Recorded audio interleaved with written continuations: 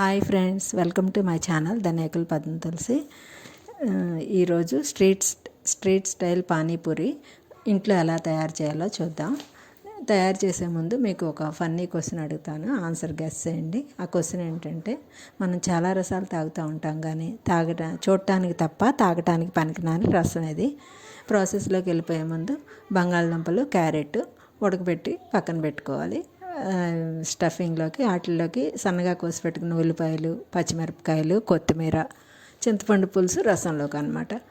మనం ఇవన్నీ బంగాళదుంపలు ఉడికినాయో లేవో చూసుకొని ఉడకబెట్టి పక్కన పెట్టుకున్నాం కదా, అవి ఉడికినాయో లేవో చూసుకొని వాటిల్లోకి ఆ ఉల్లిపాయలు అవన్నీ కలుపుకోవాలన్నమాట. నా ఛానల్ని కనుక మీరు ఫస్ట్ టైం చూస్తున్నట్టయితే సబ్స్క్రైబ్ చేసుకోండి, బెల్ ఐకాన్ క్లిక్ చేయండి.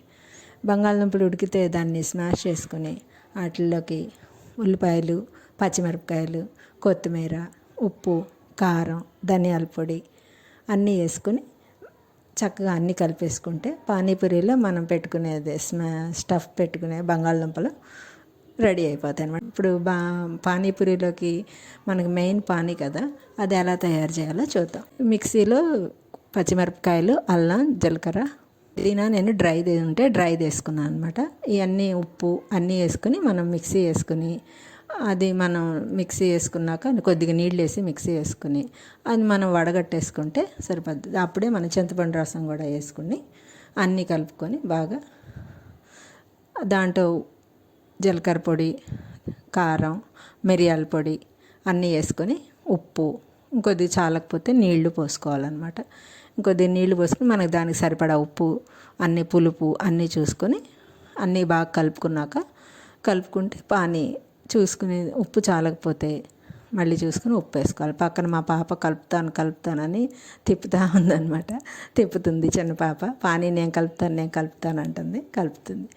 ఇప్పుడు మనం దాంట్లోకి నిమ్మకాయ రసం పిండుకొని అన్నీ ఒకసారి మళ్ళీ కలిపేసుకుని చేస్తే పానీ రెడీ అయిపోతుంది అనమాట. ఇప్పుడు మనం పూరీలు వేపుకుందాం అనమాట. పూరీలు మాకు షాప్లో నుంచి తెచ్చారనమాట. నూనె కాలిన తర్వాత పూరీలు వేసుకుని మనం పూరీలు తెలుసు కదా, గోల్డెన్ బ్రౌన్ కలర్లోకి వచ్చేటట్టు వేపుకోవాలి. మా పాప పక్క నుండి ఒక్కొక్కటి నేను వేస్తానని వేస్తుంది అనమాట. అవి పానీపూరి ఏగుతున్నాయి అనమాట. చూసారా ఎంత బాగా ఏగినాయో, బాగా వచ్చినాయి కదా. అవి తీసి మనం బౌల్లోకి వేసుకోవాలి. పూరి ఏగినాక తీసుకుని బౌల్లోకి వేసేసుకున్నాను. ఇప్పుడు నేను ఇందాక మీకు ఒక క్వశ్చన్ అడిగాను కదా, మీరు ఎంతమంది గెస్ చేశారు ఆన్సరు?